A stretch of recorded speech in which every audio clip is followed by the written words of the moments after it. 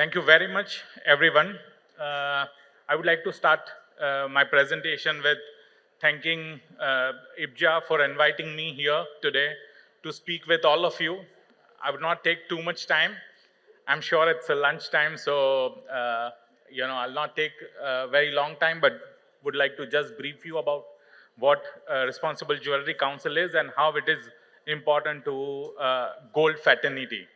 So without no further delay, let me start. My name is Kinjal Sa. I head Responsible Jewelry Council for Asia, and I'm based in Surat.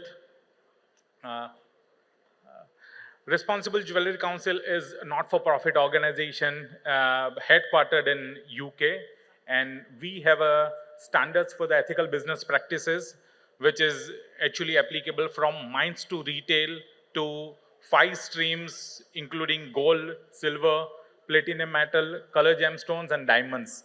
And hence, gold is very, very important role in entire supply chain. Um, I'm here to talk to you about how RJC is helping gold stream and gold companies to, you know, uh, grow in the business. Maybe we can fix the slide a little bit. So, Responsible Jewelry Council has a very, very important motive or mission and vision is definitely to create more trust into consumers' mind in international as well as domestic businesses. And we do this definitely in order to achieve to create this trust. We have created a standards which is the ethical business practices standard and which applies to the entire supply chain. How we have done it, we have 2 standards. One is code of practices, another is chain of custody. Code of practices mainly entirely focused on management practices, your due diligence, how you can do your business, how you have to behave with your employees, your consumers, what kind of management practices, ethical management practices you have to have in your business. That's what we do. And most important thing which we cover is due diligence. Surendra, can you the presentation? Yeah.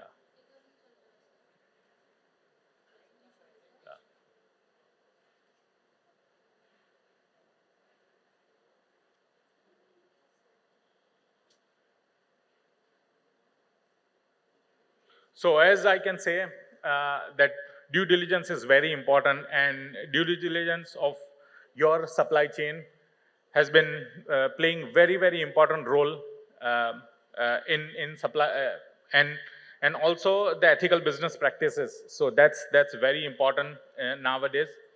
If we see this statement is basically, you can clearly read.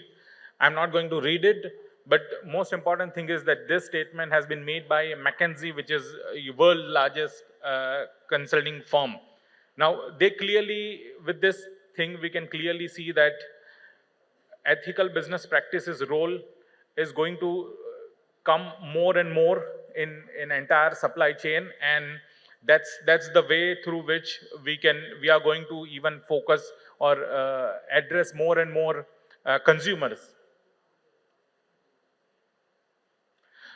We can always think about, why should I do RJC, or how should I follow RJC. So I just want to give you a brief, who are our members. As of now, we have 1850 plus members across the globe, out of which these are the few members which we have listed here. You can see all the top brands of the world, LVMH to Cartiers and De Beers and Signet and all these brands are members of RJC. And most important thing is that uh, if you are into mid supply chain and if you want to work with any of these brands, most of these brands have kind of a mandatory requirement that you can be in their vendor list only if you are a member of RJC standards. So RJC is not only ethical business practices standards, but at the same time, it gives you definitely credentials to deal with and work with all these top brands of the world. So this is basically international benefit which I'm talking to you about. And most important thing is that out of 1,850 members, around 60% members we have those who are smaller companies. So though I have listed all top brands of the world, we also have lots and lots of smaller companies in the RJC membership. When I'm talking about RJC membership of the world, and if I don't talk about India, it's not right. So yes, since we are in India, I'm very proudly, I can say that with the support of exchanges and financial institutes, today we have 10 gold refiners, company, those who are specifically into gold, they are a member of RJC. But at the same time, if you see the company in diamond manufacturing, we have around 150 plus companies, and in jewelry manufacturing, we have around 100 companies, those who are a member of RJC. Um, you can see in retailer, we also have a members in retailer in RJC from India. One of the retailer is Senco Gold. Suvanka ji is absolutely sitting in here supporting me. Thank you very much, Suvanka ji, for your support. Uh, so you might feel why 10 gold refiners are member of RJC, and what is the use of RJC for this companies, gold companies?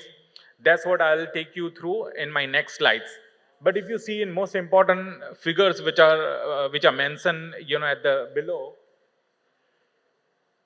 around 1,000 plus companies have their gold scope in the RJC scope, and in India, we have around 113 plus companies, those who have gold in their RJC membership scope. Now, why gold in their RJC membership scope? That's what is very, very important.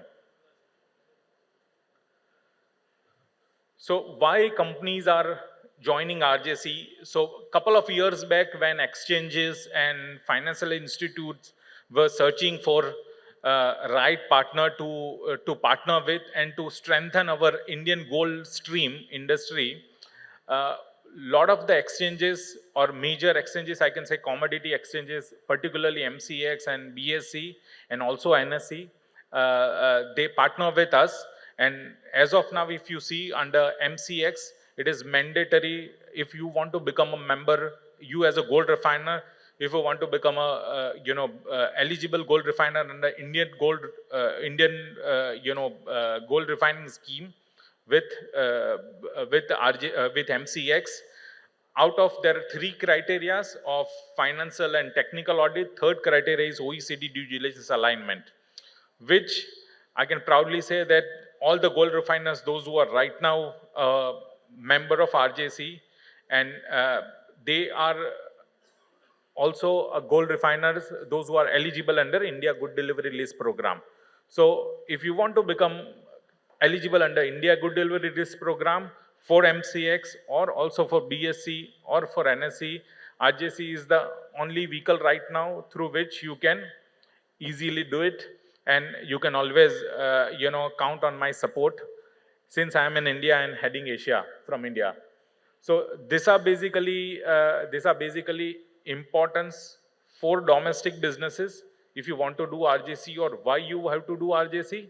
But and I can say that we are clearly talking to a lot of other institutes, those who are into gold, and eventually you will see more benefits into your RJC membership. So even if you do RJC membership for one benefit, but at the same time there are few other benefits which are there. So this is domestic businesses benefit, but I can also take you through the international businesses. So these are the brands. Very clearly, this brands. Pandora is one of the largest silver manufacturer of the world, and Prada is one of the largest luxury brand in the gold in industry. And both of them, they have very clearly announced that if you want to be in a vendor list of RJC, vendor list of them, you definitely have to comply with RJC chain of custody with the recycled gold or recycled silver element. So if you want to be in the vendor list of this bigger brands, or even if you are a big brand and if you want to change your name to more and more ethical brands. Here there are a lot of brands are sitting. So yes, you are listed on BSE and NSE and exchanges, but yes, there are a lot of other things which you can achieve to make sure in entire world that you are not only just looking into profits, you are also looking into how you can make the world much better. So these brands only use recycle gold or recycle silver, and that's how they are not digging earth more, which is definitely a biggest concern right now we are having. So that's how RJC is helping gold industry and gold community. In order for us to do this, we also have some tools which are available on our website, and I'll not take your much time on that, but you can always reach out to me if you have any questions on RJC. Surendra bhai, once again, thank you very much for giving me this opportunity. I'm sure next time we'll have more elaborated discussion on this. Thank you.